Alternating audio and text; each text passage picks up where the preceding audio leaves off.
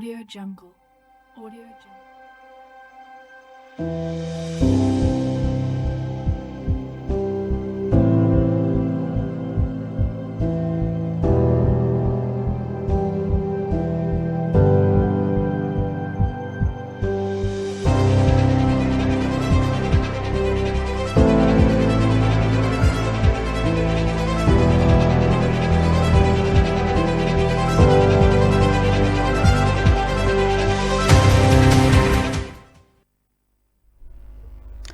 Bienvenue à toutes et à tous dans votre émission Les yeux de l'esprit, votre rendez-vous de réflexion, de connaissance et de spiritualité. Aujourd'hui, nous allons plonger au cœur d'un sujet profondément enraciné dans l'histoire de l'humanité. Il s'agit de l'animisme. Qu'est-ce que l'animisme? Est-ce qu'une croyance oubliée ou une sagesse encore vivante?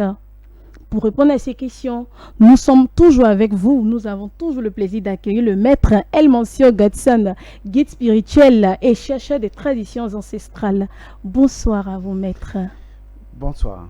Comment vous allez, maître? Elmancio Godson va très bien de chez bien. Ça fait plaisir de savoir que vous allez bien. Une fois que le maître va bien, les élèves doivent forcément se sentir bien, n'est-ce pas? Je pense oui. Merci. Merci encore une fois d'être avec nous sur ce plateau. Merci. Aujourd'hui, nous allons aborder un sujet très très intéressant, voilà, qui est l'animisme. Alors, maître, est-ce que vous pouvez nous dire qu'est-ce que l'animisme et comment se manifeste-t-il dans la relation entre l'homme et la nature? Bien, avant de commencer par expliquer ce qu'est l'animisme, par donner la compréhension de ce que l'animisme est, il faudrait d'abord que je dise à ceux qui nous suivent, premièrement, l'animisme, ce n'est pas une croyance. Ça, c'est la première chose à savoir. Et ce n'est pas non plus de la superstition. Encore moins, l'animisme, ce n'est pas une religion. Donc, il faut que vous ayez ces trois éléments dans la tête pour que la suite, on puisse comprendre. Deuxième chose, lorsque on veut définir un concept sur le plan de la métaphysique, il faut faire attention. Parce que lorsque vous dites, par exemple, qu'est-ce que l'animisme, ce qui est bien posé comme question, tout de suite, les gens se réfèrent au dictionnaire. Exact. Alors que c'est une erreur de se référer au dictionnaire lorsqu'on veut expliquer la métaphysique des concepts. Pourquoi? Parce que lorsqu'on entre dans la métaphysique des concepts, on entre carrément en dehors de la dimension définitionnelle qui est normalisée dans le dictionnaire de façon conventionnelle. Il y a la dimension paradigmatique. La dimension paradigmatique, c'est la dimension dans laquelle un concept ne peut être compris que dans un paradigme bien défini. Si vous prenez par exemple la démocratie, les Africains ont tendance à exercer la démocratie à l'occidental. Simplement parce qu'ils ne savent pas que la démocratie est d'abord avant tout un concept et qu'ensuite il faut savoir que ce concept doit être compris dans votre paradigme à vous. Notre paradigme, c'est notre dimension culto-culturelle. C'est-à-dire notre dimension propre à nous, de principes, de théories, de morale et donc de légendes, mythes. Dans notre mentalité à nous, il faudrait comprendre d'abord le concept. Sinon, on risque de pratiquer une forme de démocratie qui ne nous conviendra jamais puisque cela sera inadapté à nos réalités culto-culturelles. Et donc, je vais laisser au dictionnaire et à ceux qui aiment les dictionnaires la dimension définitionnelle de l'animisme pour arriver maintenant à la dimension paradigmatique qui tiendra compte justement de la métaphysique de ce concept et de la compréhension de l'animisme dans notre réalité à nous. Car si vous attendez qu'un blanc, un yovo vous définisse votre propre réalité, il ne définira cette réalité que dans son paradigme à lui, ce qui ne vous conviendra absolument pas. Exactement. Donc, barrons le dictionnaire. Alors, l'animisme, je vais lui donner d'autres synonymes. On l'appelle encore la métaphysique de la nature. D'accord. Ça veut dire que la nature possède une dimension métaphysique. En dehors de la dimension physique, il y a une dimension métaphysique de la nature. L'animisme, c'est encore appelé la religion de la nature. L'animisme est encore appelé la mécanique globale du fonctionnement de la nature. Et donc, il faut comprendre que quand on parle de l'animisme, pour le maîtriser, il faut maîtriser 3 éléments qu'on appelle le triptyque de l'animisme. Ce triptyque est constitué, premièrement, de l'élément constatable, qui est l'élément physique. D'accord. Ça veut dire un arbre. Mhm. Quand je prends un arbre, je le constate, je le touche. Je peux manger ses fruits s'il en a. Ça, c'est la dimension factuelle, physique. Ensuite, l'animisme dit, avant que l'arbre ne produise ou l'arbre n'existe en tant qu'arbre, il a fallu que certaines lois de la nature se mettent en combinaison pour générer l'arbre. Cette dimension, l'animisme l'appelle la dimension de la loi. Ce qui veut dire que tout ce qui est un élément manifesté possède une autre dimension qui lui est propre. C'est la dimension qui est liée à sa loi, à la chose, son utilité dans la nature. Maintenant, l'animisme dit qu'il y a une 3e dimension. Wow. Cette 3e dimension, c'est ce qu'on appelle le principe. C'est-à-dire la chose sans laquelle la chose n'est pas la chose. Maître, Non, encore. non, je vous Expliquez-nous explique. bien, pardon. Je vous explique. Si vous pouvez parler de l'arbre D'accord. aujourd'hui, c'est parce que un principe qui est immatériel a permis, à travers un certain nombre de combinaisons, qui est une manifestation qu'on appelle arbre. D'accord. Donc, l'animisme dit que tout ce qui existe dans sa forme possède une dimension spirituelle qui lui est propre. Cela veut dire que chaque chose dans la nature, pour qu'elle soit constatée, manifestée, doit être animée. Ok. Donc la chose est animée d'une vie qui lui est propre, qui est issue de son propre principe premier. Il en est de même de l'homme. Ici, chez l'homme, on parle de esprit, âme et corps. Et donc l'animisme dira, tout ce qui existe a un corps qu'on constate, a une âme et donc un esprit. Donc le mot animisme peut venir donc de anima et de animus. Animus. Anima qui veut dire âme, animus qui veut dire esprit. Wow.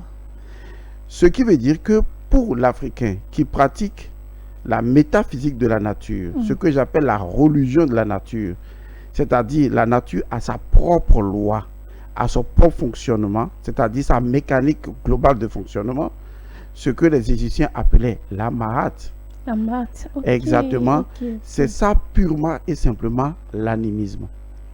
Ça veut dire que tout ce qui existe en tant que forme possède une loi qui lui est propre, c'est-à-dire une âme qui lui est propre. Et donc, si vous voulez l'utiliser, vous devez avoir la connaissance de son identité spirituelle. C'est ce qui amène les gens à dire que quand on parle de l'animisme, ça veut dire que on dit que tout ce qui existe a un esprit ou une âme. Mais ils ne comprennent pas qu'en réalité, c'est incontournable que ce qui a une forme n'est pas une âme. Puisque l'âme d'une chose est ce qui crée la forme de la chose. Ça, c'est intéressant, ça. S'il n'y a pas d'âme, il n'y a pas de forme d'un être vivant. Oui. Une plante n'a de forme que parce qu'elle a une âme. Un humain n'a de forme que parce qu'il a une âme. Les oiseaux n'ont de forme existante et de mouvement que parce que ça a une âme. Pourquoi? L'âme est la seule structure spirituelle, le seul atome qui rend possible le mouvement et la combinaison des choses. Ça veut dire que là où il y a mouvement, il y a forcément quelque chose qui anime ce mouvement. Or, la seule structure atomique spirituelle qui anime un mouvement, c'est l'âme. Wow. Donc, l'eau, l'air, la terre et le feu sont animés, donc possèdent des âmes, c'est-à-dire des identités spirituelles qui permettent leur mouvement, leur existence. Donc l'animisme dit, si je veux approcher la nature, je ne dois pas me limiter à la forme que la nature me présente. D'accord.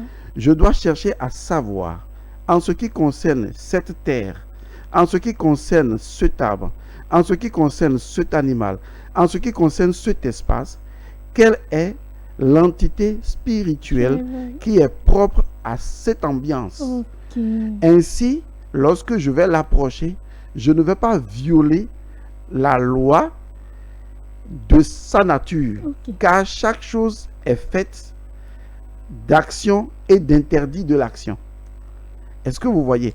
Ce qui veut dire que celui qui a la connaissance parfaite du fonctionnement de la nature sur le plan métaphysique est celui-là qu'on appelle un animiste.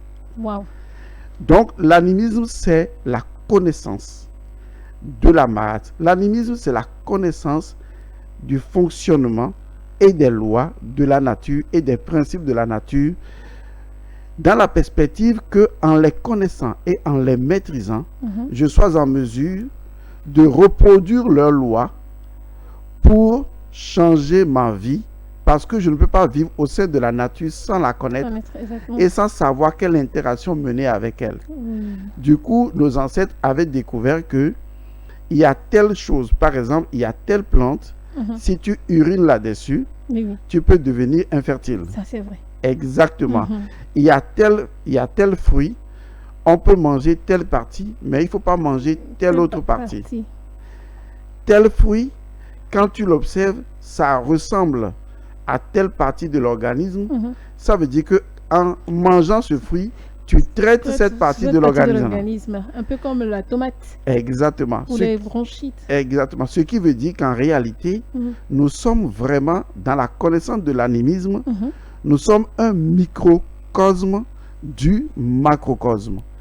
Nous sommes un petit univers du grand univers, de telle sorte que, une fois que nous connaissons les lois de ce grand univers, nous pouvons l'appliquer à notre propre univers pour être en interaction symbiotique, harmonieuse avec la nature. Donc, l'animisme veut vivre dans cette ambiance harmonieuse avec la nature par la connaissance des lois profondes de la nature et comment est-ce que la maîtrise de ces lois pourra permettre à l'individu de vivre de façon harmonieuse. Maintenant, pour finir, laissez-moi vous dire un décret de la nature qui ne changera pas, que personne ne peut modifier, que personne ne peut violer. Et ce décret, c'est que aucune religion importée n'est supérieure à l'animisme. Et ça, c'est fort. Oui, et ça, c'est une vérité incontournable. Toutes les religions peuvent se débattre, peuvent courir, peuvent sautiller, prier, tout ce qu'ils veulent. Oui. Mais l'animisme est indissociable du sang. Puisque l'animisme est lié à nos traditions endogènes. Ce qui nous enracine, comme vous l'avez dit dans l'introduction, ce qui nous enracine à la terre, ce qui nous enracine également à nos ancêtres, à notre lignée ancestrale.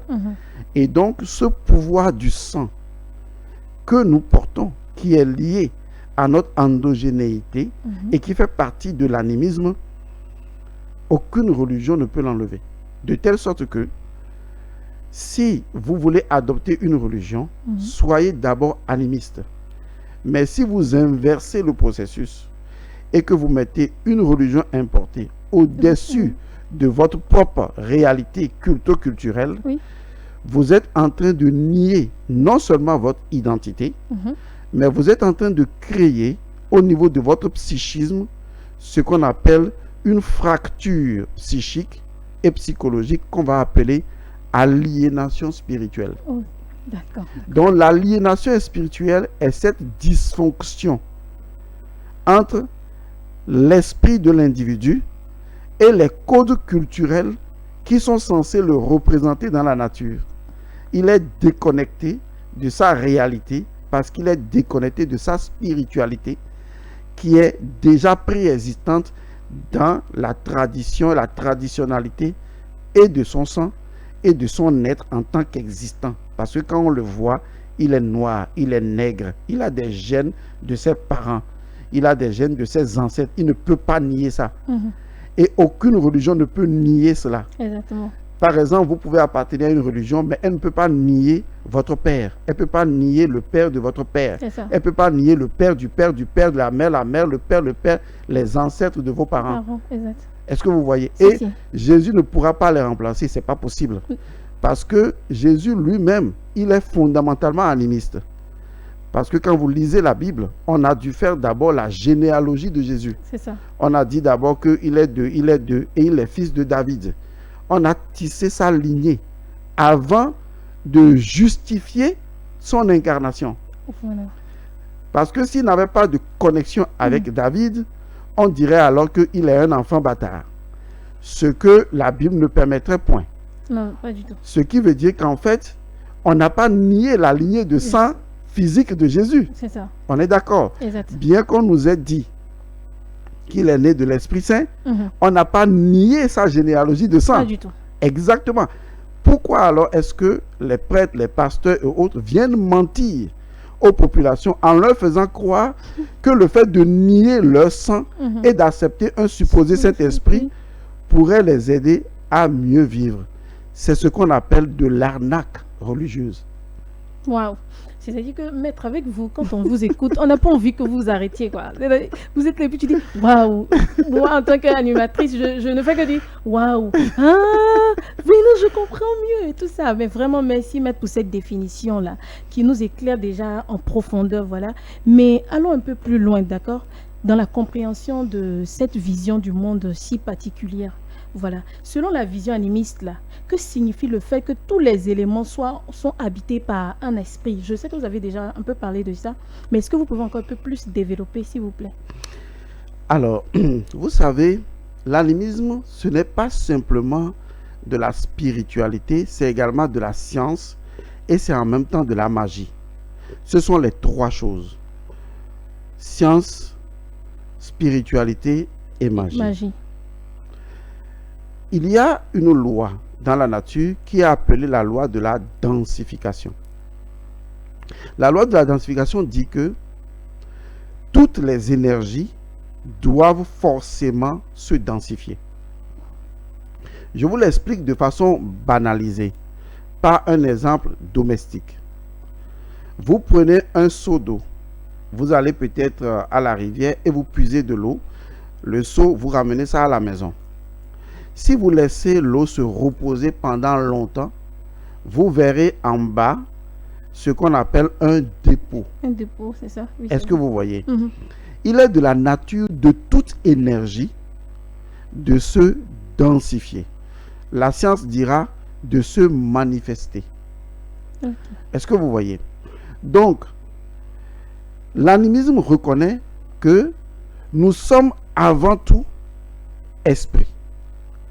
Et que dans le processus de densification qui va nous conférer une forme humaine, nous aurons alors et la forme et l'esprit.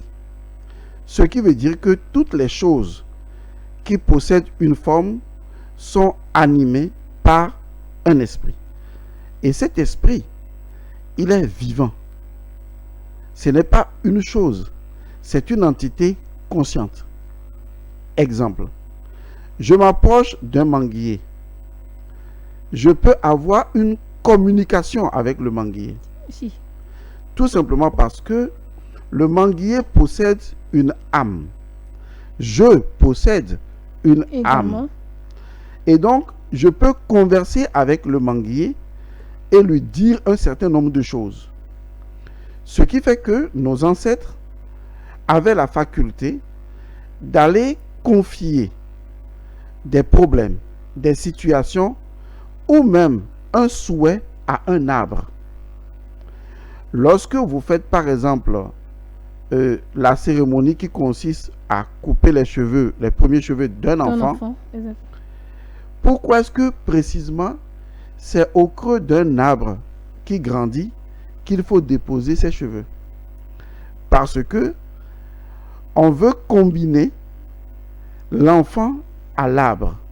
Wow. On veut combiner l'information des cheveux qui représente l'esprit, puisque c'est là où on connecte avec l'esprit, à l'énergie de l'arbre qui grandit, pour que la vie de l'enfant puisse suivre le processus comme un arbre qui a déjà 100 ans et puisse vivre donc pendant longtemps.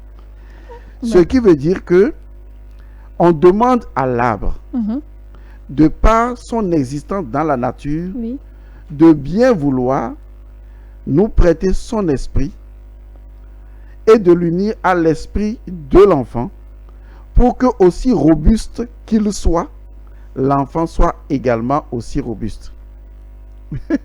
Mais tu es mélangé. Non, je vous l'explique comme ça parce que aujourd'hui, les hommes ne comprennent pas que le fait de comprendre que toutes les choses ont un esprit, une âme, est ce qui va nous sauver.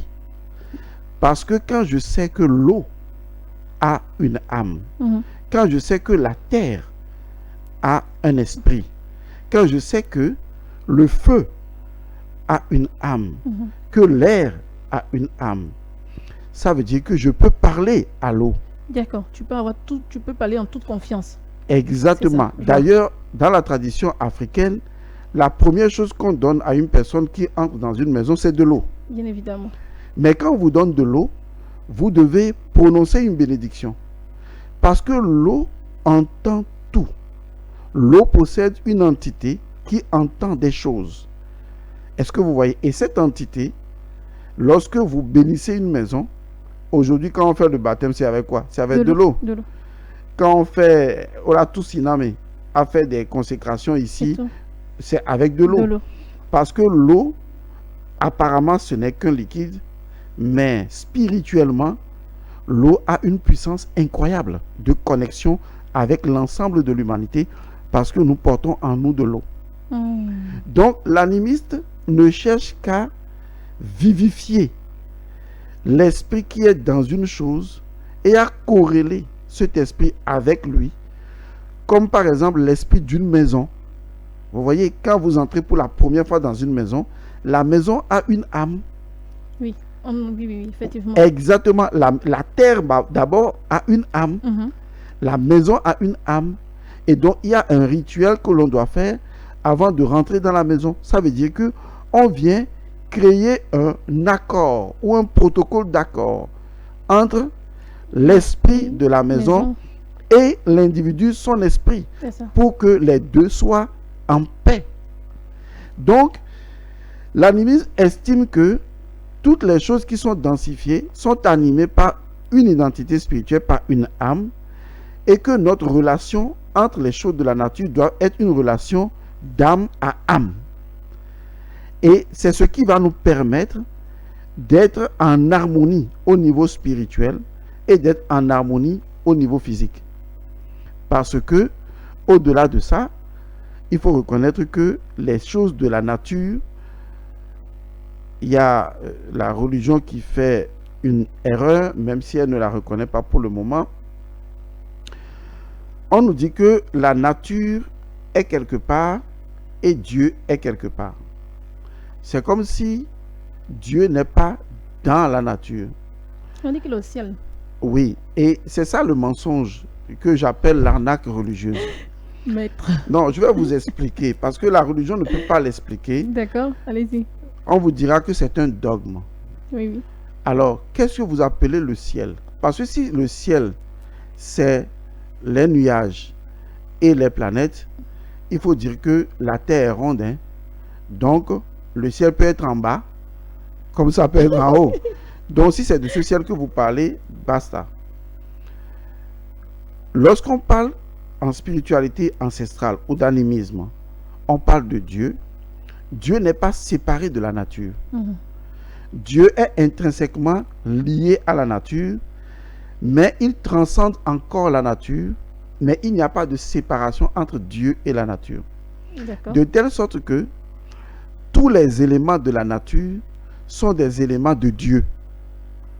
Et aucun autre élément ne peut ne pas être un élément de Dieu. Et donc, quand les gens voient les animistes utiliser des feuilles, utiliser des choses, ils disent que non, c'est diabolique. Non, ce n'est pas diabolique. Ce ne sont que les choses de la nature qui sont imprégnées du pouvoir de Dieu que les hommes utilisent pour pouvoir agir. Est-ce que vous voyez? Donc, il n'y a pas un Dieu en dehors de la nature parce qu'il n'y a pas de en dehors de la nature. La nature, ce n'est pas les plantes, les animaux, non. La nature, c'est le tout. C'est comme ça que nos ancêtres parlaient. La nature, c'est l'englobant tout. C'est le tout en dehors duquel il n'y a rien d'autre que le tout.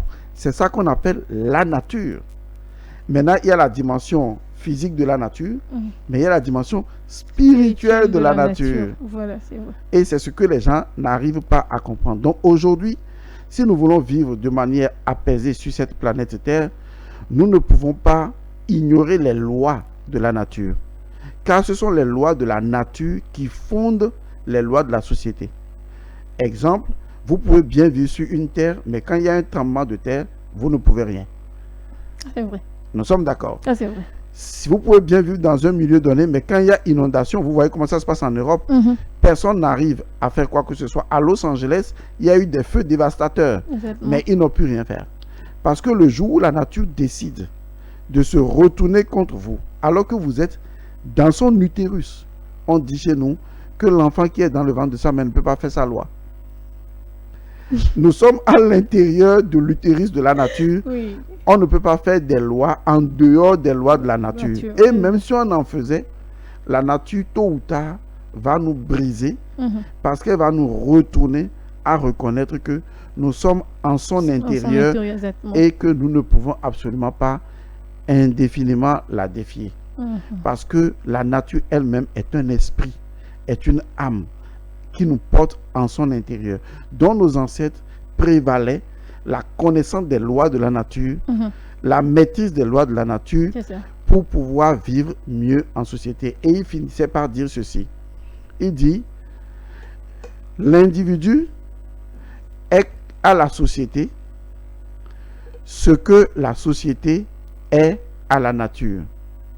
On appelle ça le nombre d'or. C'est le principe du nombre d'or. C'est-à-dire qu'en fait, la communauté est façonnée à l'image de la nature et l'individu est façonné à l'image de la société. De telle sorte que quand il sort de la société, il est reconnu par la nature. Oui. Maître. Maître, hein? Vraiment, c'est magnifique parce que je dirais que cette définition-là, elle nous éclaire déjà. Voilà. Merci pour cette lumière, d'accord? Et justement, dans cette spiritualité-là, les ancêtres, les forces invisibles occupent une très grande place. Voilà. Est-ce que vous pouvez nous dire le rôle des ancêtres, des esprits invisibles, visibles, et puis la spiritualité animisme même? D'accord. C'est une très, très, très bonne question. Merci, maître. Parce que il faut reconnaître une chose. Lorsqu'on parle souvent, on dit spiritualité ancestrale. Cette spiritualité ancestrale possède en elle-même une autre forme de spiritualité qu'on appelle spiritualité endogène. Et il y a plusieurs aspects de ça, l'ensemble formant donc le cortège princier que nous appelons justement l'animisme. Mais dans l'animisme, on parle de l'ancestrologie. D'accord? C'est la science qui fait l'étude des ancêtres. Des ancêtres. On est d'accord? Bien. Lorsqu'on parle des ancêtres, on parle en général de ceux qui ont vécu avant nous. Mais pourquoi on parle d'eux? Je vais donner un exemple palpable. Parce que le problème qui se pose aujourd'hui dans nos communautés africaines, c'est l'ignorance. Les gens sont tellement ignorants que leur ignorance est devenue leur connaissance. Tellement qu'ils ne veulent pas renoncer à leur ignorance, tant est que cela leur donne un semblant de sécurité, alors qu'en fait, la seule sécurité qui vaille la peine d'être une sûreté pour nous, c'est la connaissance. La connaissance, elle est dangereuse parce qu'elle produit une remise en cause des idées croyentielles les plus profondes. Elle remet les dogmes sur le tapis pour les critiquer et pour les remettre en cause. Et l'homme n'aime pas cela. L'homme préfère son monde bien normalisé, Dans son petit cocon. dans son petit cocon, et que rien ne vienne l'embêter. C'est ça. C'est comme ça. De telle sorte que quand vous venez avec quelque chose de différent, automatiquement, pour vous couper court, on dit c'est le diable. Pour vous couper court, on dit abossan. Pour vous couper court, on dit que c'est satanique, c'est possédé. Et les religieux entretiennent ça parce qu'ils ne veulent pas voir leur pouvoir illusoire se perdre. Parce qu'ils savent que si la population se réveille, ils ne peuvent plus contrôler quoi que ce soit et leurs mensonges prendront fin. C'est la raison pour laquelle il est important que les gens comprennent les choses et je vais vous expliquer. Vous prenez un arbre. Il ne peut pas survivre sans ses racines. Un arbre ne survit que grâce à ses racines. C'est ça. Si ses racines sont bonnes et bien profondes et en harmonie avec la terre, l'arbre grandit et produit des fruits. Nous sommes comme un arbre. Nous sommes aujourd'hui le tronc de l'arbre avec les feuilles. Les fruits de l'arbre, ce seront nos descendants, à nous, vous et moi, et les descendants de nos descendants. Mais nos ancêtres sont nos racines. Le jour où vous coupez vos ancêtres, alors le tronc ne peut pas survivre. Ça crée un déséquilibre. Et il ne peut pas y avoir de fruits. Vous rentrez dans ce que j'appelais tantôt une aliénation spirituelle, qui est une maladie mentale et qui donnera des réflexions logiques, mais qui ne concourent pas à la vérité. Et donc, les ancêtres sont importants dans la spiritualité ancestrale, parce qu'il n'y a pas quelqu'un qui n'ait pas des ancêtres. Et j'ai même dit que Jésus en a dû remonter sa lignée de sang pour retrouver ses ancêtres. Donc, obligatoirement, nous avons tous nos ancêtres. Mais quelle est la valeur d'importance des ancêtres dans l'étude animiste? Le principe animiste dit ceci: si les racines sont bien arrosées et bien entretenues et bien nourries, l'arbre peut bien grandir. Ça veut dire que un enfant, un peuple qui honore ses ancêtres, il est en train d'arroser ses racines. Il est en train de nourrir du terreau ses racines. Ce peuple ira loin. Et l'histoire l'a prouvé. La Chine est sortie de sa problématique démographique parce que la Chine n'a pas oublié son identité. Ça, c'est vrai. Le Japon n'a jamais oublié son identité. Les autres peuples que nous appelons les Occidentaux, ils n'ont pas oublié leur identité. Les Juifs, ils n'oublient jamais leur identité. Les Libanais, quand ils viennent ici, regardez comment ils se comportent. Ils se retrouvent entre eux. Ils n'oublient pas leur identité. Il n'y a que le négro-nègre africain. Gros nez. Gros nez, gros nègre, qui lui, il est prêt à vendre son identité. Hélas. Comme on vendrait, son droit d'aînesse pour un plat de lentilles. Et c'est ça ce qu'on appelle une malédiction. La malédiction intervient lorsque tu nies tes ancêtres. Tu es un traître à ton propre sang. Tu as trahi ton père et ta mère parce que ton père et ta mère sont liés à leur père et à leur mère, qui sont liés à leur père et à leur mère, etc. pour que toi tu sois. Le jour où tu nies tes ancêtres, tu as nié ta mère. Tu as nié toi-même ta propre réalité parce que tu ne seras jamais un père puisque tu n'en as pas reconnu. Tu ne seras jamais une mère, tu n'en as pas reconnu. Et donc, il y a quelque chose qui meurt en toi. Tu seras comme un zombie vivant, mais spirituellement, tu es mort.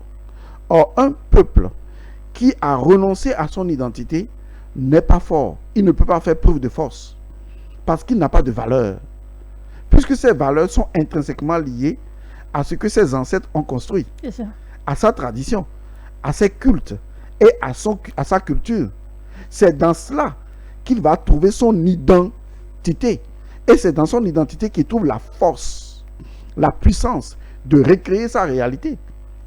Les Russes n'ont jamais oublié leur identité. Ah, c'est triste. Hein. Il n'y a que les Africains qui bradent, qui vendent leur identité pour un plat de lentilles.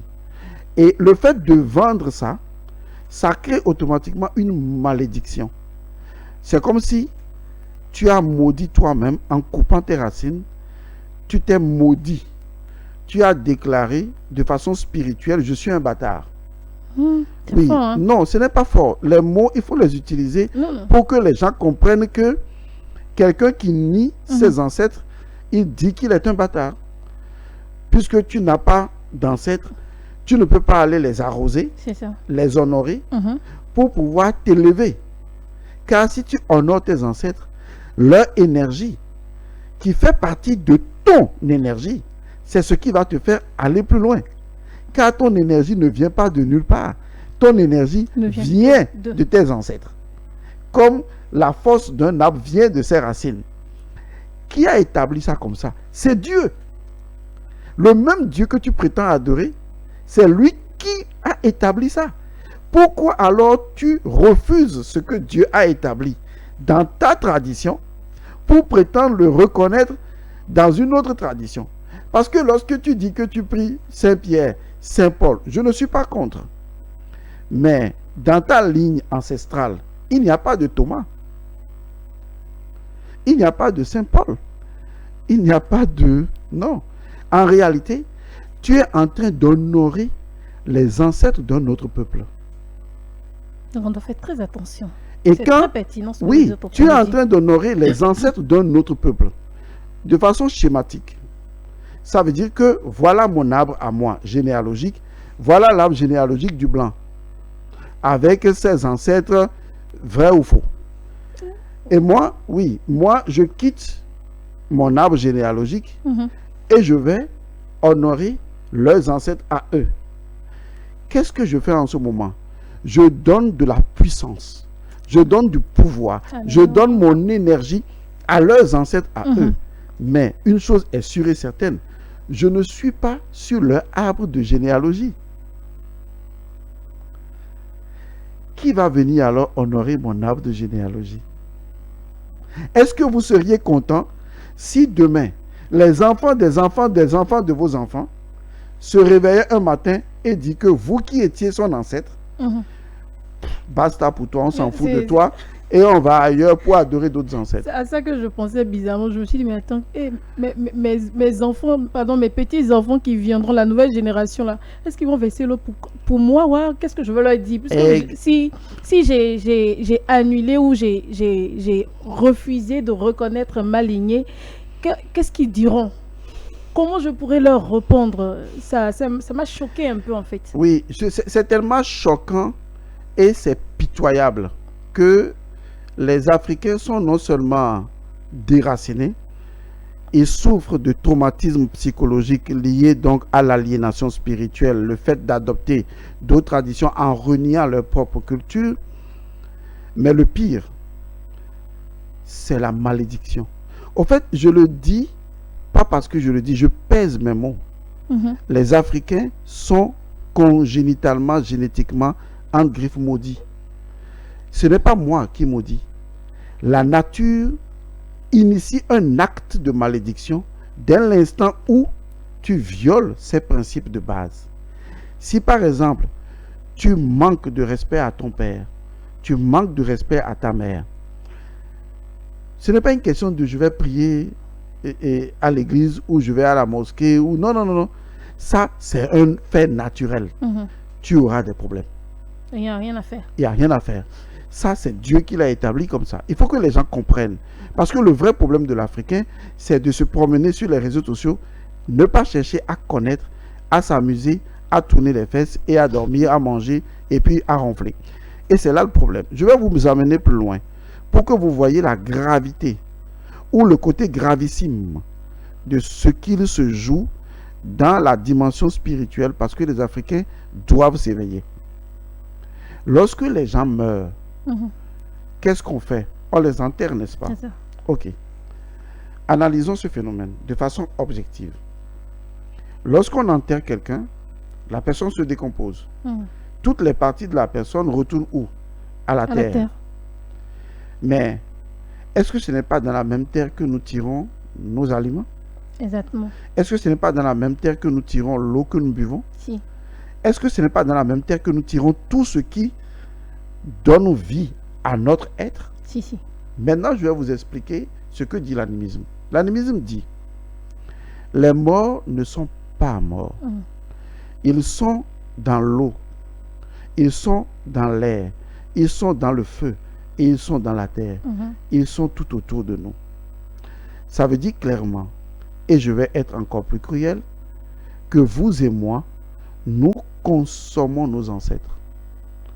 Parce que lorsque leur corps se dissout dans la nature, par l'effet de la transformation, la nature est obligée de les prendre et de les remettre dans les aliments que nous consommons. Sous forme de recyclage, en fait. La On peut dire ça nature ainsi. fait du recyclage universel.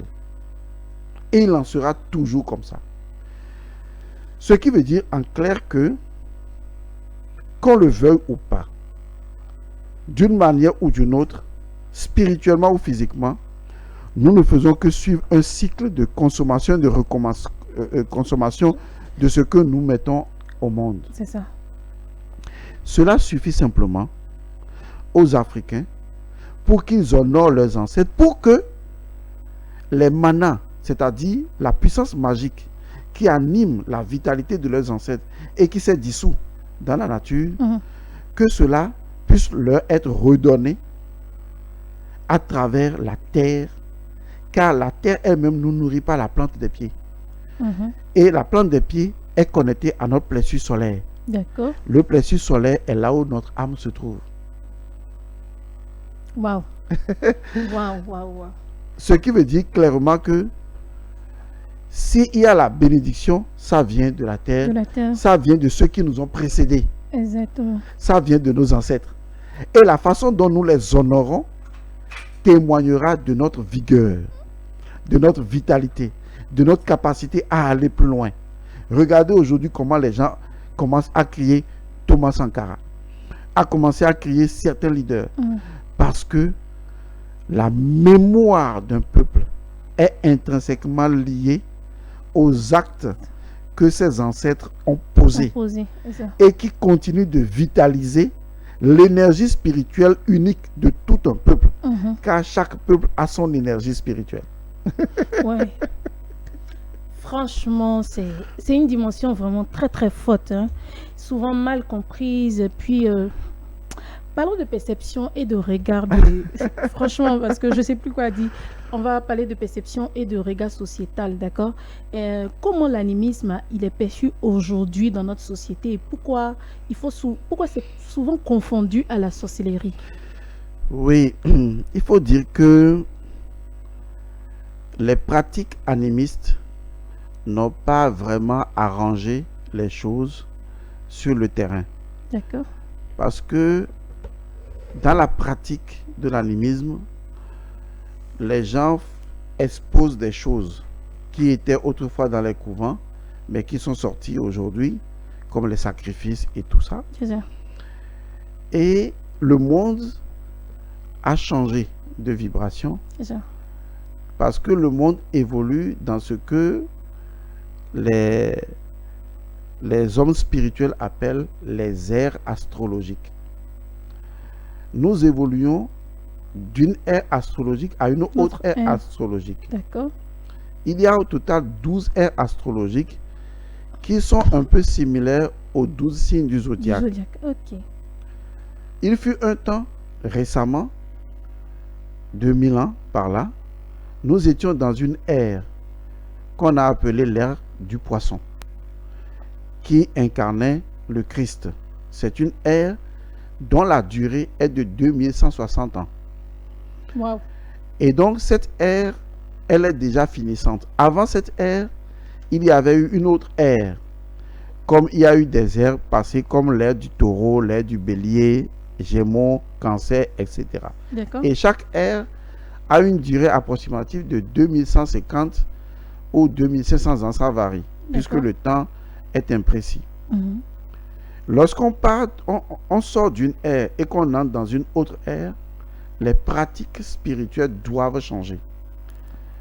Malheureusement, au niveau donc des pratiques traditionnelles, bien qu'on soit en train d'entrer maintenant dans l'ère du Verseau, Mhm. les pratiquants de la spiritualité animiste n'ont pas changé leurs pratiques, alors que le monde a changé. C'est ça. C'est la raison pour laquelle, quand le monde change, il faut adapter les pratiques traditionnelles Ok, selon au le changement du D'accord, monde. d'accord, ça c'est vrai. On ne peut plus faire les choses comme on le faisait avant. Un exemple, avant il était facile de faire un sacrifice à un carrefour. Mhm. Mais aujourd'hui, vous ne pouvez pas parce que nous sommes dans des cités modernisées Mhm. et cela ne pourrait pas se faire. C'est ça. Donc, le problème de l'animisme aujourd'hui, c'est que ceux qui pratiquent ne connaissent pas les principes premiers des choses, ils les ont oubliés et ils ne connaissent que les pratiques. D'accord. Ce qui fait qu'ils sont restés dans les pratiques, mais ils n'ont pas étudié, ils ne sont pas allés à l'école de la métaphysique de l'animisme. Ce qui fait que quand vous leur posez la question de savoir, oui, pourquoi on fait ça comme ça, il vous dira, nos ancêtres. Certains ont fait ainsi, c'est ça. Nos ancêtres ont toujours procédé ainsi. Exactement. Ce Oui. qui crée un problème parce que nous avons aujourd'hui des personnes curieuses, C'est ça. des personnes qui veulent comprendre pourquoi la chose est la chose. Oui, les nous autres là. Et donc, du coup, devant cette incompréhension, Mhm. beaucoup ont préféré aller ailleurs et les pratiques étant incapables de changer selon les périodes sont la plupart du temps souvent abandonnées et considérées Mhm. comme étant du fétichisme, de de la sorcellerie. Oh. Mais il faut aussi dire que le concept de sorcellerie, et je propose d'ailleurs qu'on parle de sorcellerie sur ce plateau, D'accord. la prochaine fois ou une autre fois, Pourquoi pas? il faut dire que l'Occident fait tout ce qui est en son pouvoir pour amener les Africains à se retourner contre leur propre tradition. En fait, c'est une méthode impérialiste. La méthode impérialiste consiste à diviser pour mieux régner. Et pour diviser, il faut prendre les gens de même famille et les retourner les uns contre les autres. C'est ça. Vous allez voir que certaines religions évangélistes font ça aujourd'hui. C'est la vérité. Ils vous diront que il ne vient pas à l'église, c'est Satan. Et allez trouver quelqu'un d'autre. C'est des gens qui divisent les couples. Beaucoup. Beaucoup. Beaucoup, beaucoup, beaucoup. Parce que ce sont des religions impérialistes Mhm. créées par les impérialistes pour que les Africains puissent ignorer leur tradition. Parce que la vérité est, si vous prenez un peuple et vous arrivez à le convaincre que la tradition d'où il est issu est mauvaise, Vous avez tout à gagner. vous l'avez détruit. Vous avez créé une anomalie systémique dans son fonctionnement psychique et psychologique. Il pourra être un bon intellectuel, raisonner comme il faut, mais il sera incapable de ce que j'appellerais, disons, d'éthique. C'est pour ça que vous allez voir que beaucoup de personnes peuvent vous mener des raisonnements religieux, oui, non, ceci, cela, mais ce sont des gens qui ne sont pas des hommes de valeur, qui n'ont pas d'éthique. Mhm. C'est ce que l'Occident a aujourd'hui. L'Occident peut vous dire, on est contre tel coup d'État ici, mais quand leurs intérêts sont ailleurs, ils y vont rapidement. C'est clair. Simplement parce qu'ils n'ont pas d'éthique. Et donc, quand vous arrivez à tourner un peuple contre sa propre tradition, vous le retournez contre son identité, vous le retournez contre ses propres valeurs, vous le retournez contre son propre sang, vous le retournez contre ses propres ancêtres et vous le retournez contre ses propres enfants. C'est ça. Si, on en voit beaucoup. Et donc, c'est tellement si tragique que c'est la plus grande infection religieuse de tous les temps. Et aujourd'hui, il y a une chose qui a été utilisée pour amener l'Africain lambda qui refuse, qui a démissionné à la réflexion, pour amener l'Africain lambda à tomber dans ce piège hypnotique religieux. Ce que j'appelle une dépression. Parce que c'est une dépression, parce qu'il n'y a que des personnes dépressives qui vont là-bas, et je le justifie en disant ceci. Dites à l'Africain, est-ce que tu veux aller en enfer ou tu veux aller au paradis? Ça, c'est clair. On va au paradis. Justement, c'est ce qui a été utilisé pour tromper les Africains. Et donc, aujourd'hui, tous ceux qui vont dans les religions importées n'y vont que parce que, pour eux, ils iront au paradis. Et toi, tu iras en enfer. Mais c'est tellement malfaisant, c'est tellement machiavélique, c'est tellement dominateur et pervers, c'est tellement pernicieux que l'Africain n'arrive plus à apprécier sa vie d'avant. Parce qu'il n'y a personne qui peut te donner l'enfer ou le paradis. Personne ne peut te donner ça. Aucune religion n'existe dans le ciel. Comme on le dit souvent. Il n'y a pas de religion catholique au paradis, ni d'islam au paradis, il n'y a rien de tout ça. Nos ancêtres le savaient. C'est pourquoi ils disaient que ce sont les lois de la nature d'où nous tirons nos valeurs qui peuvent nous ouvrir les portes d'un monde après la mort meilleur. D'où l'expression tout se paye ici-bas. Mais oui, parce que qu'est-ce que les gens font aujourd'hui? Les gens se disent, j'appartiens à telle église, à la fin de ma vie, on me fait la messe, on va m'enterrer, c'est sûr que je vais chez le Père. Laissez-moi vous dire, toutes les personnes que vous avez enterrées, vous avez cru qu'ils sont allés vers Dieu, mais c'est faux. Je suis désolé de vous le dire, parce que vous n'en avez aucune preuve et la religion ne peut pas vous donner de preuves. Ils sont allés où? Parce que oui, il faut que non, vous savez, qu'on sache. Pour expliquer cela, il faut qu'on retourne au début de l'origine du mot enfer et du paradis et du jugement dernier. D'accord. Puisque c'est là où se trouve le mensonge religieux qui dit que pendant le jugement dernier, Jésus va descendre, il dira celui-ci va en enfer, celui-ci. Et ce mensonge est resté comme une idée dans la tête des gens. En fait, la religion les a infantilisés. C'est de l'infantilisme spirituel. On les a rendus enfants. On leur a fait croire des choses. Et vous allez voir des personnes cravatées qui disent oui, je fais ça parce que...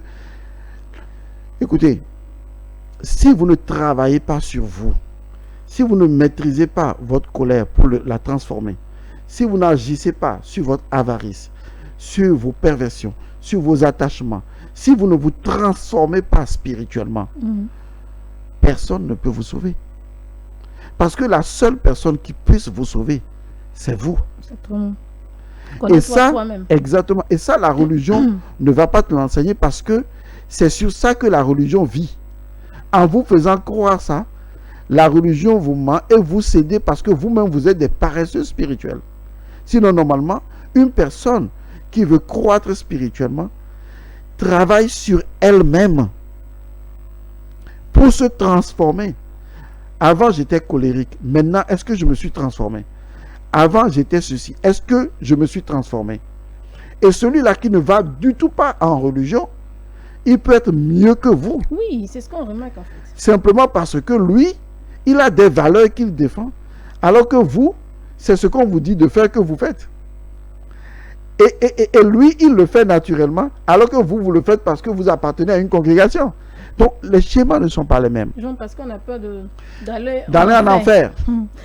Vraiment, donc, c'est pour vous dire que le vrai problème aujourd'hui qui a créé cette scission au sein de notre société, c'est le fait que l'Africain ne veut pas comprendre que là où il est maintenant et la façon dont il pense, il est un aliéné spirituel.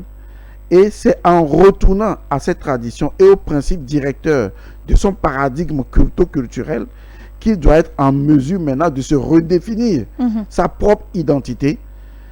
Regardez ce qui se passe au sein de l'AES aujourd'hui. Qu'est-ce que les gens crient? Notre identité. On veut notre identité. Parce que les gens se sont rendus compte qu'on leur a menti pendant longtemps et qu'en prenant la voix des autres, ça ne les a conduits nulle part. Et les autres, ils n'ont entretenu ce schéma-là que pour nous dominer. Sinon, quand tu es dans ta tradition, tu es dans ton identité, comme le sont les autres, vous allez vivre heureux. Mais aujourd'hui, qu'est-ce que l'Africain fait? Même vous les voyez en Europe, ils sont incapables de vivre ensemble. Pas du tout. Même dans leur pays, ils sont incapables de vivre ensemble. Mais les autres, c'est la vérité. Vous prenez les Libanais, quand ils viennent ici, ils peuvent tous vivre dans la même maison, ils sont en paix. Et puis, les Africains, ils vont travailler pour eux. Mais c'est ça qui est triste. C'est triste. Donc, vous ne pouvez pas trouver aujourd'hui des Africains qui se mettent ensemble pour dire on crée quelque chose et ça va de l'avant. Ce qu'on fait aujourd'hui, vous avez les fast-food, machin et tout. Combien d'Africains tiennent ça? Il n'y a que les Libanais. Mais si vous mettez les Africains là maintenant, ils vont se détruire entre eux. Donc, le problème là, c'est ce virus-là. Cette infection qui a été introduite dans leur identité, qui a corrompu leur réflexion et qui les a rendus tels qu'ils sont aujourd'hui. Et donc, il faut aujourd'hui travailler pour sauver l'Africain, il faut travailler sur son psychisme. Waouh, maître, vous avez touché un point fort. Hein? Oui, pour celui qui peut comprendre ce que vous venez de dire, vous avez vraiment touché un point très sensible pour l'Africain que nous sommes. Voilà. Merci pour cette mise au point. Enfin, au-delà du passé et des préjugés, je vais dire, voyons ce que l'animisme peut encore offrir de plus au monde d'aujourd'hui. Alors, ma question est, en quoi est-ce que l'animisme peut-il être une source d'équilibre spirituel dans notre monde actuel? Donc, je reprends. En quoi est-ce que l'animisme peut-il être une source d'équilibre dans ce monde actuel? Bien. Des fois, quand on fait certaines déclarations, les gens banalisent parce qu'ils se disent oui, vous êtes sur une chaîne de télé, donc vous dites ce que vous voulez. Il y a plusieurs fois, j'ai toujours demandé, depuis que l'émission Les Yeux de l'Esprit était née, avant, et que nous travaillons à rencontrer même des religieux pour faire des débats et poser des problématiques de fond. Exact.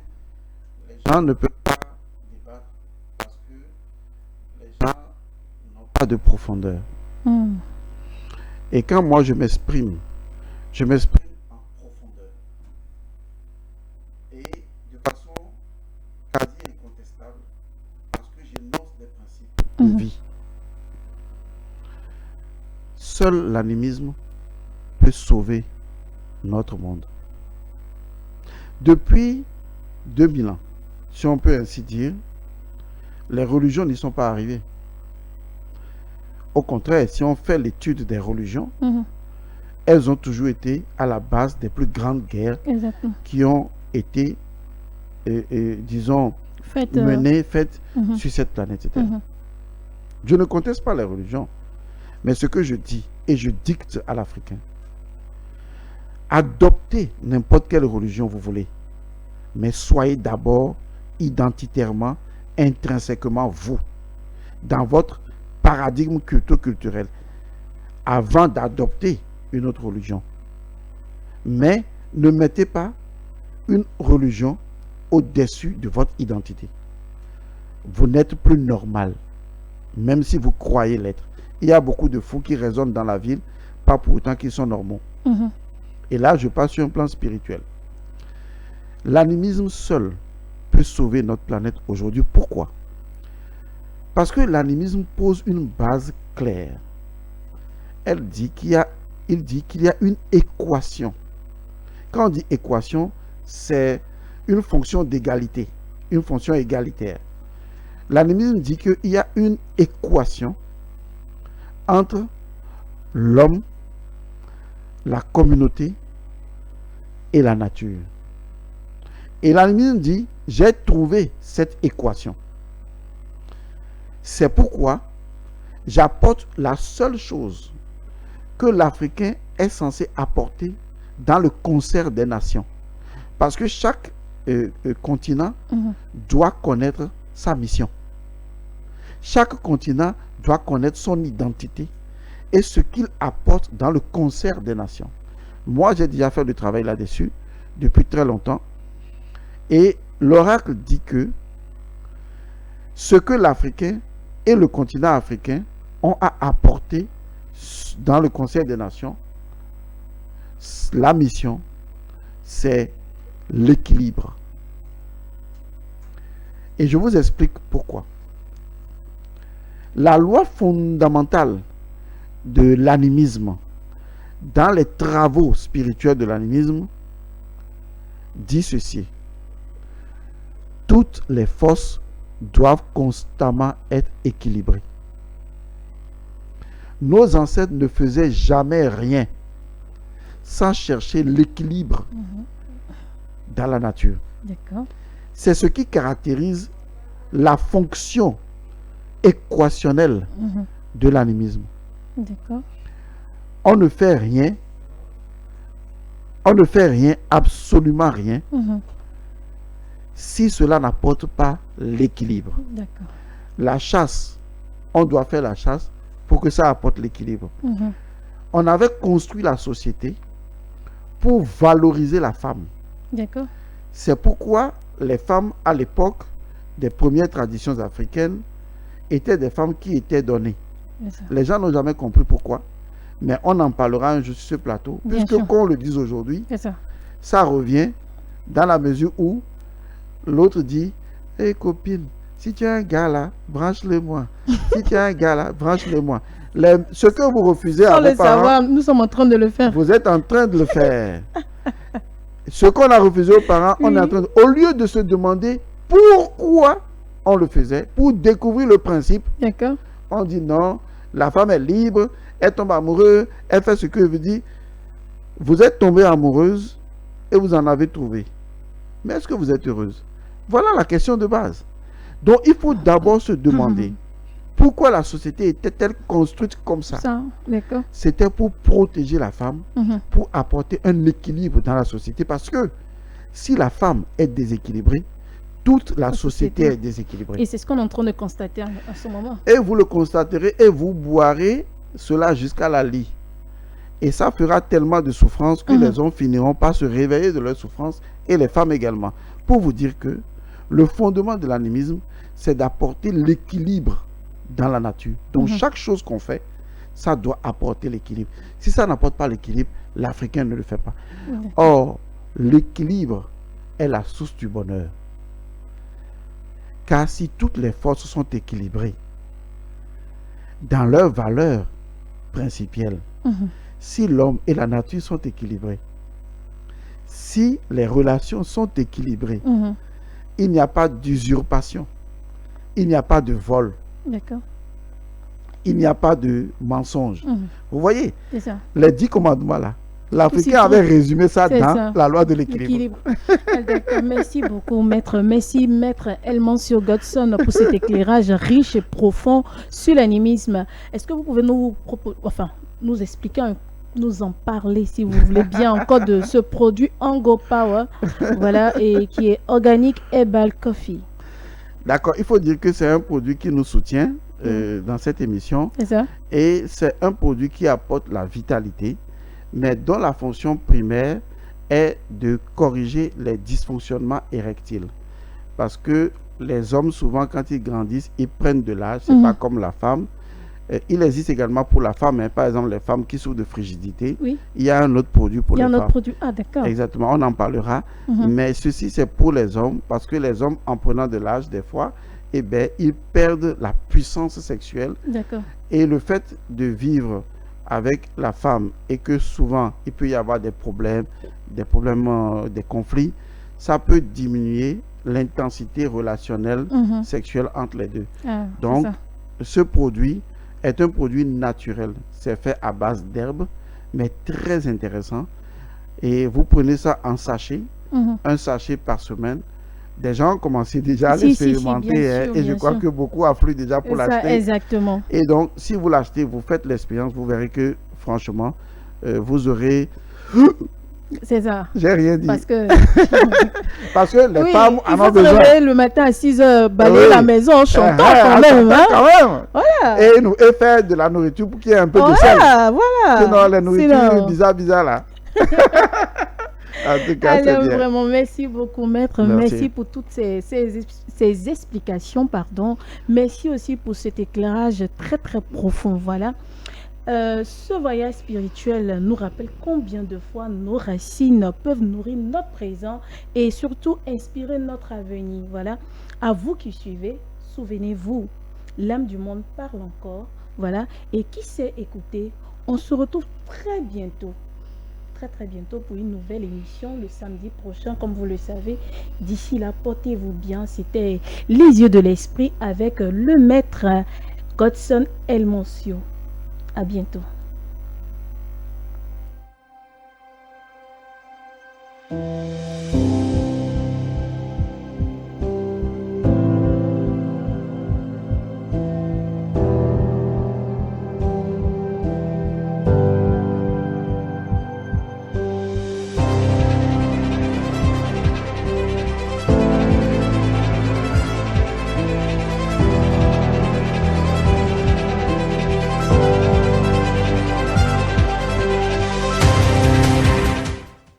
Et si vous passiez à la télé? Aujourd'hui, les télévisions nationales peuvent intégrer votre publicité locale dans leur programme et la diffuser de manière ciblée